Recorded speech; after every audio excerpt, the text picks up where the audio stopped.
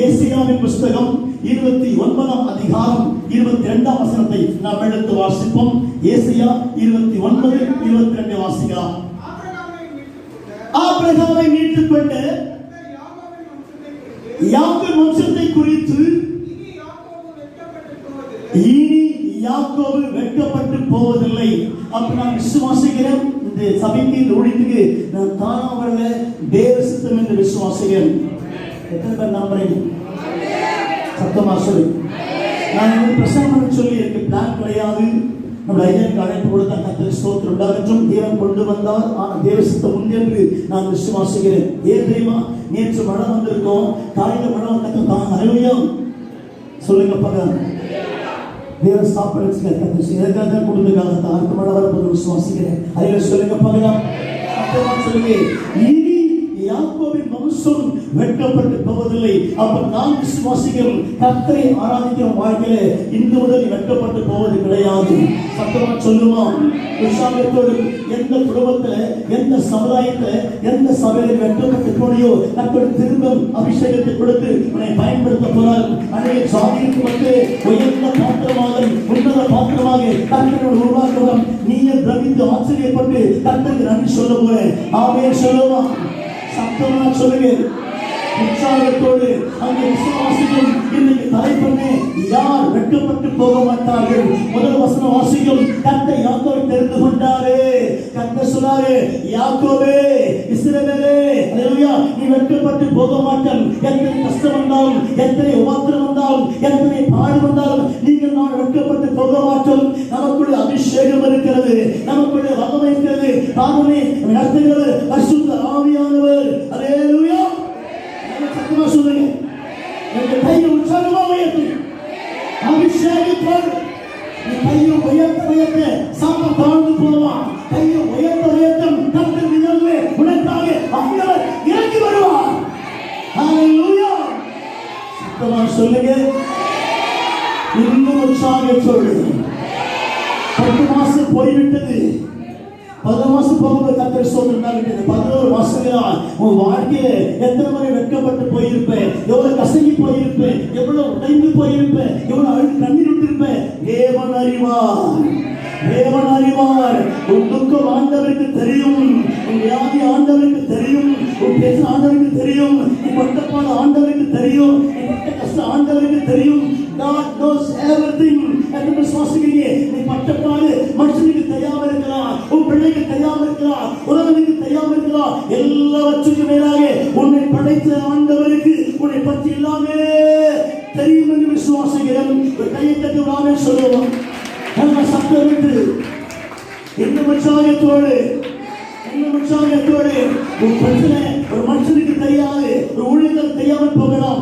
நான் விசுவாசிக்கிறேன், இனி யாக்கோபு வெட்கப்பட்டு போவதில்லை. இந்த கூட்டத்துக்கு சகோதரி, இனி வெட்கப்பட்டு போக மாட்டேன். நீ செய்யற ஊழியத்துல பிரகாசிக்கப்படுவேன், குடும்பத்துல சமாதானமா இருப்பேன், பிள்ளைங்களத்துல சமாதானமா இருப்பேன். காரணம் என்ன? உனக்கு தேவன் இறங்கி வருகிறார். ஹல்லேலூயா. எத்தனை பேர் ஆமென் சொல்றீங்க? சத்தமா ரெண்டு கையை உயர்த்தி. ஆர்மிக்கு போயிட்டு வீட்டுக்கு முடிச்சுட்டு 5:30 தான் வீட்டுக்கு வந்தேன். உன்னை தரையில் படம் சாயில கத்தரி ஸ்தோத்திரம். படுத்தா வீடு போடுறதுக்காக நான் தூங்கவே இல்லை. அதில் சொல்லுவோமா? சத்தமா சொல்லுங்க. உற்சாகத்தோடு என்னை பலப்படுத்துகிற கிறிஸ்து இயேசுவினாலே சொல்லுங்க, எனக்கு பலன் உண்டு. ஆமென் சொல்லுங்க. 1000 கண்ணீசாலும் உன் கண்ணை கெட்டு போகாது.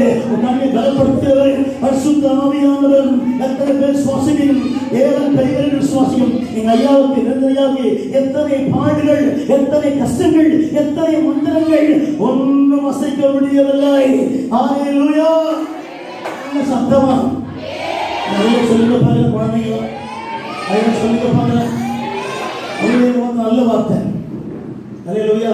இது பெந்தகோஸ்து கூட்டம் இல்லை, தேவனுடைய கூட்டம், கர்த்தர் உலாவுகிற கூட்டம். சத்தமா சொல்லுங்க. நீங்க பெந்தகோஸ்தா அறிவு கத்துவீங்களா? ஹல்லேலூயா. சத்தமா சொல்லுங்க. உற்சாகம். ஹல்லேலூயா என்ற வார்த்தை ஒரு வல்லமையான ஒரு வார்த்தை, சாத்தானை உடைக்கிற வார்த்தை.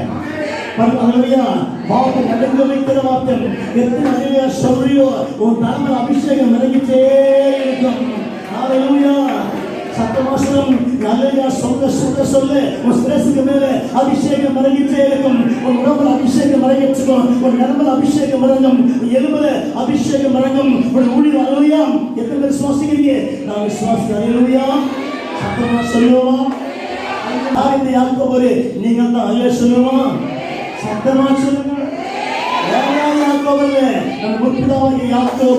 நாம் விசுவாசம் யாக்கோபை அழைத்தவர் தான் உன்னையும் அழைத்திருக்கிறாரே. உன்னை பெருகு பண்ண போறாரும். எந்த சொந்தக்காரருக்கு மத்தியிலே உன்னை கசக்கி பிடிந்தாரோ அதே சொந்தக்காரருக்கு கட்டும் எழுப்ப போகிறாரே. பணக்கார பிள்ளையாக, ஐஸ்வர்யவாட்டியாக. ஓ பிரைஸ் காட். எத்தனை பேர் விசுவாசிக்கிறோம்? எங்க நசுக்கப்பட்டியோ நீ மகிமையா வாழ போகிறோம். எந்த குடும்பத்தில் எந்த பிள்ளைகள் வந்து உன்னை போல் நசுங்கினாலும் திருமணி ஆண்டவருக்காக எழுப்ப போகிறேன். சத்துரை உடைக்கும்படியாக மண்டலத்தை உடைக்கும்படி தரிச்சுவே எழுப்ப போறாரு. நீ பிரமித்து பிரமித்து பிரமித்து ஆச்சரியப்பட்டு கர்த்தருக்கு தேங்க்ஸ் சொல்ல போது ஆமென் சொல்லுமா? சத்தமா சொல்லும். என்ன நீ பைபிள் கையில தூக்குவியோ நீ ராஜாக்கு ஆமென் சொல்லுங்க. சத்தத்தை உயர்த்தி பைபிளை கையில எடுத்தியோ கர்த்தரை துதிக்க ஆரம்பிச்சியோ கர்த்தர் ஊழியம் செய்ய ஆரம்பிச்சியோ நீ ராஜாக்கா கர்த்தரை சொல்லும்.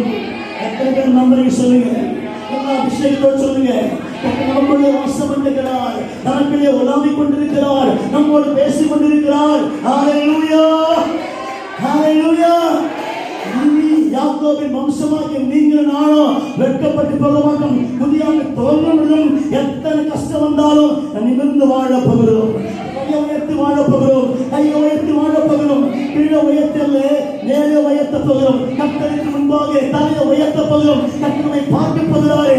மகத்துவமுள்ள மகமை உங்கள் இறங்க போகிறது. விசுவாசிக்கிற யாரும் கையை தட்டி ஒரு ஆமென். ஹல்லேலூயா, ஹல்லேலூயா. சத்தமா சொல்லுவோம்.